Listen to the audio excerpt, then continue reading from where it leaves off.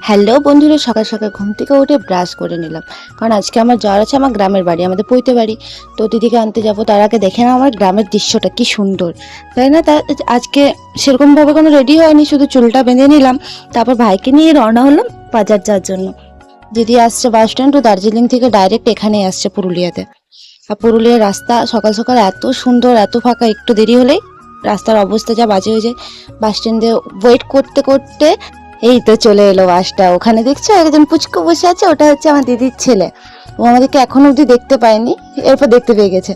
ও আনন্দটাই আলাদা। তারপর আমরা উঠে গেলাম বাসে দিদিকে দেখার জন্য। বাসে উঠে দিদিকে খুঁজতে পারছি না, এটা ভাবলাম যে আমার দিদি, তারপর দেখছি না না না, এটা আমার দিদি নয়, এটা অন্য একজন। তারপর ডাকলো যে আমি এখানে। তারপর দেখলাম এই যে আমার পুচকু, আর লাগেজ দেখছো কত লাগেজ হয়ে গেছে আমাদের। এতগুলো লাগেজ নিয়ে এই দেখো মন মোড়া করে, বমি করে, উল্টি করে, এত শরীর খারাপ হয়ে গেছে ওর কোনো বলার নেই।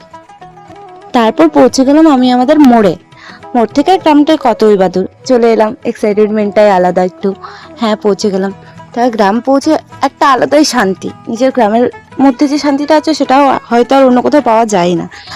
এখানে ব্লগটা শেষ করছি, কারণ আরও অনেক ব্লগ আসবে, কারণ আমাদের পৈতে বাড়ি কি কি হচ্ছে সব দেখাচ্ছি।